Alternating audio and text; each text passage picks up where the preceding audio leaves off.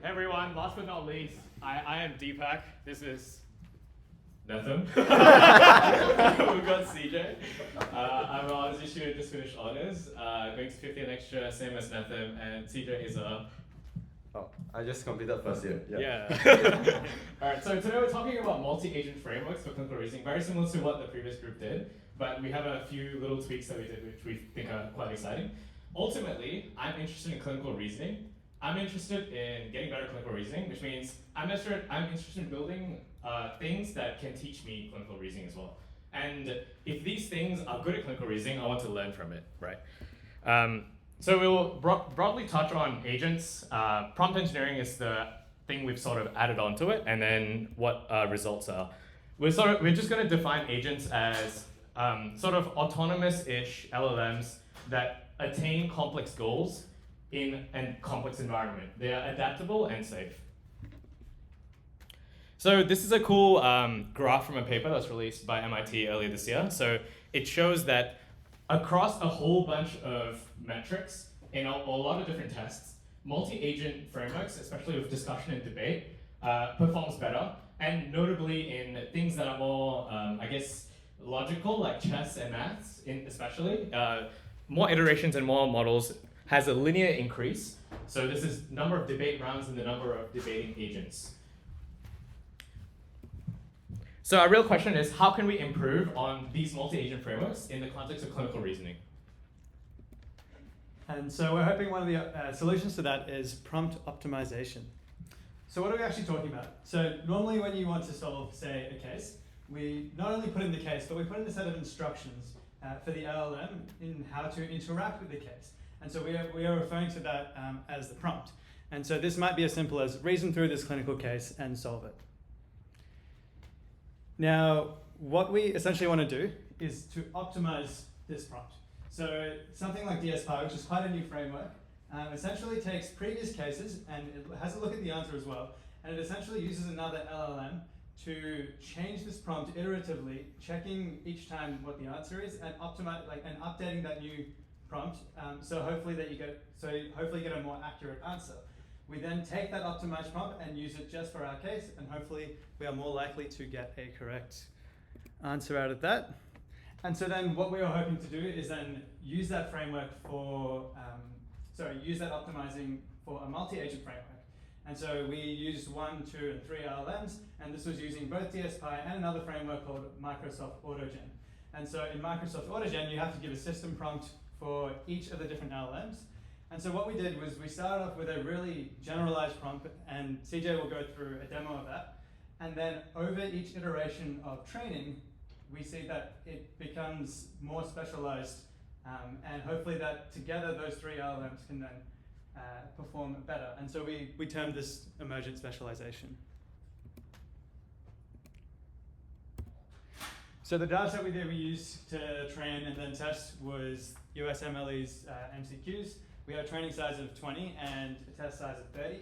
And for the most promising frameworks, we tried a test size of 100. And these all ran on GPT-4o Mini. So all the different LLMs within the multi-agent frameworks were GPT-4o Mini. And GPT-4o Mini on its own performed at around 60 to 64%. Yeah. Okay, so now I'm just going to run through a quick demo on how does the optimization work. So right now we have a case, a 32-year-old man with lethargy, upper respiratory tract infections, and these are some of the lab results.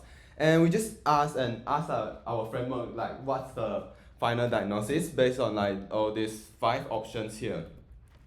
Okay, so right now as you can see, we already have 2 agents, and this is just a really initial prompt that is formed by us. So we already tell them, okay, the first agent will be clinical reasoner, the next one will be diagnostic expert, and this is what they need to do. And after that, we will just put into the case and train it. So after this case, we have another large language model to act as an optimizer. So what I will do is, after I put in this case into these 2 agents, they will discuss, have a conversation, and then give out a result. And after that, the optimizer will look through the chat history between these 2 agents and decide maybe the optimizer thinks that the clinical reasoner should take into account or take into consideration even more aspects. So So that's why we update the prompt. Right now, I think that clinical reasoner should address relevant patient history and lifestyle factors also. And diagnostic experts should also ensure that the explanations are clear, comprehensive, so that the communication between the agents can be more effective. So we run through like 20 questions. So after every single case, it will just keep on updating the prompt to make it even better so that this agent will perform better in the discussion. And after this, we started to think, is it better to let the optimizer to decide what roles different agents should have? So right now, all three of them having the same prompt, we'll just run it with the same case. And as you can see right now, interestingly, all three of them at first, they have no roles at all. It's just a basic prompt. And all three of them have the same prompt. But after the first case only, you can see that all three of them have their own roles already. Like the first one, clinical finding analyst, second one, differential diagnosis specialist, and the last one, interesting, a bone marrow analysis interpreter. This is because the first question, this question is on bone marrow related disease. So that's why the optimizer think that it would be good to have a bone marrow analysis interpreter. But after that, we use even more cases. And you will see like for the third agent, it becomes diagnostic integration specialist already because it just realized that not all cases are bone marrow related. There are a lot of other diseases that need to take into account. So that's why it just changed to become a diagnostic integration specialist, no longer a bone marrow specialist. Yep, so there are two main things we're trying to explore. One is emergent specialization. So this broadly maps onto the idea that we can have these language models effectively learn iteratively in real time with cases that come.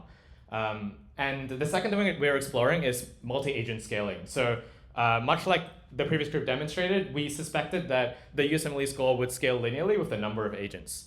And interestingly, this is what happened, right? So we've got one agent, and at that point, it already was about 60 or 66% accurate. And adding the second agent did cause a substantial boost, but adding the third agent actually was not very helpful to the scenario. Again, this is what we were expecting. A linear increase with the number of agents, and we haven't explored the number of discussion rounds yet, but that would be a future direction. And then it got us to think a little bit, like, why didn't it scale? And here are some thoughts we had. So the USMLE dataset, it's MCQ, medical students question answers. And we feel like compared to the more challenging clinical cases that require a lot more reasoning, it requires a lot of memory. And when we trace through the sort of reasoning steps that 4.0 Mini was doing, it seemed to fall into one trap and then just go down that route. It didn't have opposing information and new guidelines to refer to self-correct. So the self-correction wasn't there. 4.0 Mini is also not built for purpose for self-correction. It mostly we picked it as a cost-saving mechanism. And perhaps the training set that we used was not representative of the whole data set, which is entirely possible. And of course, the compute was also a restriction in terms of the size of how much we could test, whether it was like 30 or 100 or more. Yeah, this is just to remind you that multi-agent would improve, but it didn't. And we then went back to test. So if domain knowledge and model function is a bottleneck, then we really want something that is more intelligent and capable of iteratively like self-improvement. And we're also interested in something that can do clinical reasoning, and I like a data set that tests clinical reasoning better. So we shifted to 4.0. So 4.0 is a much more newer model, which is far larger and better at reasoning, and to the NEDGM case challenges, which are a lot more substantially testing clinical reasoning rather than memorization and factual recall. So interestingly, we tested the NEDGM cases on these, the 4.0 Mini and 4.0, and we can see the increase in score for the number of agents with 4.0 versus 4.0 Mini, which happened to perform sort of around the same place. And this is, I think, is very instructive to what we should do in the future when it comes to having these agents adopt different perspectives to think through a case together. We need to think about what the model is, what its capacities are, and is it really capable of self-correcting it adequately in response to new information it gets. So as for future directions, yeah, so like why did this thing exactly work better? That'll be a very important question for us to understand because that'll be a key consideration for any future direction in this. There's also something cool called PRM. So it's essentially like, there's a concept in chain of thought called tree of thought. So the O1, which are the new reasoning models, do a sort of search and learn mechanism where they go down different reasoning streams and they self-correct in terms of they are able to determine when their reasoning trace is not like useful or it's not going to get to the right place.